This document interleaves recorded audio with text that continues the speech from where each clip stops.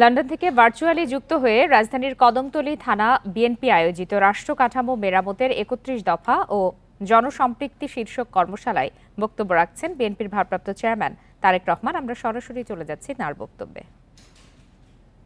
একটি যুগান্তকারী পদক্ষেপ গ্রহণ করা হয়েছে। আমরা দেখেছি যে কিভাবে শিল্প কারখানার প্রসার লাভ করেছিল বেকারদের কর্মসংস্থানের জন্য। প্রিয় উপস্থিতিবৃন্দ, আমাদের লক্ষ্য যেহেতু অর্থাৎ বাংলাদেশ জাতীয়তাবাদী দল বিএনপির লক্ষ্য এবং উদ্দেশ্য হচ্ছে দেশ এবং দেশের মানুষ, কাজেই যখন বিগত 15 বছর বাংলাদেশের মানুষ স্বৈরাচারের বিরুদ্ধে লড়াই করছিল তাদের রাজনৈতিক অধিকার প্রতিষ্ঠার জন্য, তাদের ভোটের অধিকার প্রতিষ্ঠার জন্য, তাদের বাক স্বাধীনতার জন্য, সর্বোপরি জনগণের অর্থনীতিকে মুক্তির জন্য যখন সংগ্রাম করছিল, সেই সময় সকল বিষয় বিবেচনায় রেখে বাংলাদেশ জাতীয়তাবাদী দল আমরা প্রথমে ২৭ দফা ঘোষণা করেছিলাম। তার পরবর্তীতে বিভিন্ন রাজনৈতিক দল যাদেরকে সাথে নিয়ে যারা বিএনপির সাথে অথবা বিএনপি যাদেরকে সাথে নিয়ে স্বৈরাচার বিরোধী আন্দোলনে নেতৃত্ব দিচ্ছিল, স্বৈরাচার বিরোধী আন্দোলনে মাঠে ছিল, তাদেরকে সাথে নিয়ে আমরা ৩১ দফা পরবর্তীতে ঘোষণা করি। এবং এই ৩১ দফা সংস্কার কর্মসূচি বলেন বা দেশ উন্নয়ন কর্মসূচি বলেন, যেভাবেই আমরা বলি না কেন, এটি আমরা এমন এক সময় দিয়েছিলাম, এমন এক সময় জাতির সামনে আমরা উপস্থাপন করেছিলাম আজ থেকে ২-২.৫ বছর আগে, যখন বর্তমানে অনেক মানুষকে আমরা দেখছি যারা সংস্কার করছেন, প্রতিনিয়ত সংস্কারের কথা বলছেন। সেই সময় এই মানুষগুলোর মুখে সেই স্বৈরাচারের বিরুদ্ধে সাহস করে দাঁড়িয়ে কোন সংস্কারের কথা আমরা বলতে শুনিনি। তখন কিন্তু শুধু বিএনপি বলেছিল, বিএনপি নেতাকর্মীরাই বলেছিল সংস্কারের কথা। তবে আজকে যারা সংস্কারের কথা বলছেন, আমরা তাদেরকে আন্তরিকভাবে ধন্যবাদ জানাই। তখন হয়তো বলেননি, কিন্তু এখন বলছেন, তাদেরকে আমরা আন্তরিকভাবে ধন্যবাদ জানাই। কারণ আমরা যেই কাজটি ২ বছর আগে থেকে শুরু করেছিলাম, যখন আমরা জানতাম যে এই স্বৈরাচারের পতন হবে, হয়তো আমরা আগস্টের ৫ তারিখটি জানতাম না, কিন্তু আমাদের দৃঢ় বিশ্বাস ছিল যে স্বৈরাচারের পতন আর বেশি দূরে নয়। আমরা দেশের মানুষের সামনে উপস্থাপন করেছিলাম এই ৩১ দফা। প্রিয় সহকর্মীবৃন্দ, সেই মানুষগুলো যারা আজ সংস্কার প্রস্তাবকে সমর্থন দিচ্ছে, আপনারা নিশ্চয়ই খেয়াল করেছেন, আমরা ২ বছর আগে বলেছি যে একজন ব্যক্তি ২ বারের বেশি প্রধানমন্ত্রী হতে পারবে না। ২ বছর পরে আজকের যে এই অন্তর্বর্তীকালীন সরকার, তারা যাদেরকে বিভিন্ন কমিশনের দায়িত্ব দিয়েছে, সেই কমিশন আজকে ২-২.৫ বছর পরে একই কথা বলছে। বাংলাদেশ জাতীয়তাবাদী দল ২-২.৫ বছর আগে বলেছিল যে একজন ব্যক্তি পরপর ২ বারের বেশি প্রধানমন্ত্রী হতে পারবে না। আজকে ২-২.৫ বছর পরে বর্তমান সরকারের কমিশনের ব্যক্তিবর্গ ওনারা বলছেন যে একজন ব্যক্তি ২ বারের বেশি প্রধানমন্ত্রী হতে পারবে না। আমরা উচ্চ কক্ষের কথা বলেছি ২-২.৫ বছর আগে, আজকে ২-২.৫ বছর পরে বর্তমান সরকারের কমিশন, সংস্কার কমিশন একই কথা বলছেন। এরকম আমরা আরো অনেকগুলো কথা বলেছি কম বেশি, যেগুলো ২.৫ বছর পরে ওনারা বলছেন। হতে পারে আমাদের সাথে ওনাদের 100% মতামতের মিল নেই, হয়তো 80% মতামতের মিল আছে। তার অর্থ কি? তার অর্থ দাঁড়াচ্ছে যেগুলো যেগুলো বিষয়, রাজনীতির মূল বিষয়, দেশের নীতি নৈতিকতার মূল বিষয়, রাজনীতির নীতি নৈতিকতার মূল বিষয়, সেগুলো কিন্তু বিএনপি অনেক আগেই বলেছে। এখন এটিতে গেল রাজনীতির বিষয়।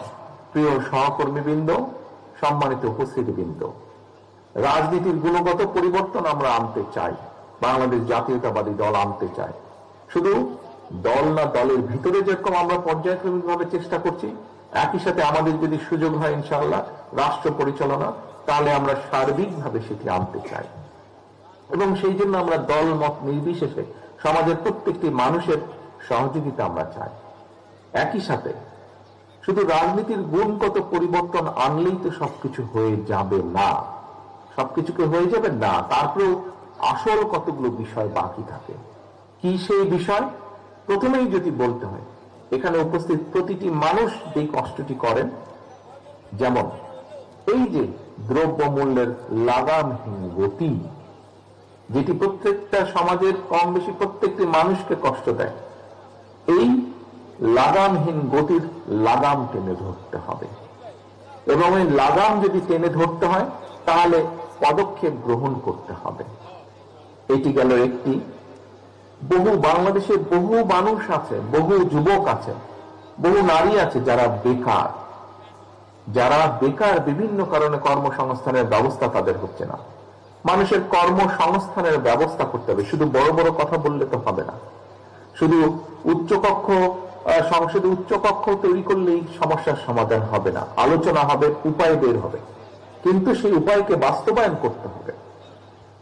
শুধু একজন ব্যক্তি দুইবারের বেশি প্রধানমন্ত্রী হবে না, এই কথা তো বললে হবে না। হলো না প্রধানমন্ত্রী, তাদের পাবলিকের কি যায় আসে?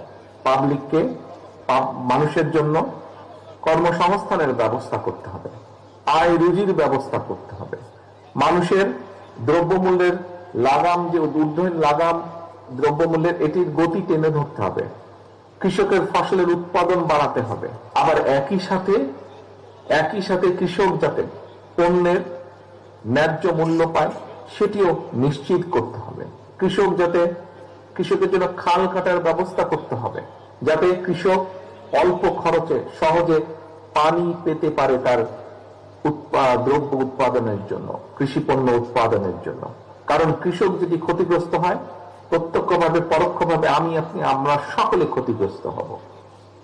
ঠিক একইভাবে বাংলাদেশের ভবিষ্যৎ প্রজন্ম, শিশু যারা আছে, তাদের জন্য শিক্ষার ব্যবস্থাকে সহজ করতে হবে। শুধু শিক্ষার ব্যবস্থাকে সহজ করলেই হলো না, তাদেরকে যারা শিক্ষিত করবেন, যেসব শিক্ষক, সেই শিক্ষকদেরকে আবার একটা কমফোর্ট দিতে হবে। কি সেটি? তাদেরকে সহযোগিতা দিতে হবে অর্থনৈতিকভাবে, যাতে করে তারা তাদের পুরা মনোনিবেশ করতে পারেন, মনটাকে একদম মনোনিবেশ করতে পারেন শিক্ষার জন্য। অর্থাৎ তারা যদি সুষ্ঠুভাবে এই দেশের ভবিষ্যৎ প্রজন্মদেরকে শিক্ষা দিতে পারে, সঠিক শিক্ষা দিতে পারে, সেটির ব্যাপারেও নজর দিতে হবে। শুধু বই খাতা দিলে হবে না, শুধু বিল্ডিং বানালে হবে না, শিক্ষকদের প্রতিও নজর দিতে হবে। একইভাবে নজর দিতে হবে মানুষের স্বাস্থ্যের জন্য। একটি কথা আমরা প্রায় শুনি, বাংলাদেশের সাধারণ মানুষ যারা তারা দেশের হাসপাতালগুলোতে ঠিকভাবে চিকিৎসা সুবিধা পায় না। এর বাইরে যে সকল মানুষ আর্থিকভাবে এফোর্ড করতে পারে, আর্থিকভাবে যাদের পক্ষে সম্ভব, তারা হয়তো কেউ বাংলাদেশের বাইরে অন্য দেশে চিকিৎসার সুবিধা নিতে চলে যান। কাজেই আমরা যদি এই মানুষগুলোকে দেশের ভিতরে রেখে, দেশের ভিতরে যদি তাদেরকে চিকিৎসা সেবা দিতে চাই, তাহলে চিকিৎসার ব্যবস্থার উন্নয়ন ঘটাতে হবে, ওষুধের দাম কমাতে হবে, ওষুধের দাম কমানোর পদক্ষেপ নিতে হবে। এরকম বহু কাজ বাকি আছে। প্রিয় সহকর্মীবৃন্দ, এই যে এখানে একজন ব্যক্তি আমাকে প্রশ্ন করলেন যে ঢাকা শহরে এখান থেকে এয়ারপোর্ট যেতে। আমরা দেখুন সরাসরি ছিলাম বিএনপির ভারপ্রাপ্ত চেয়ারম্যান তারেক রহমানের বক্তব্যে।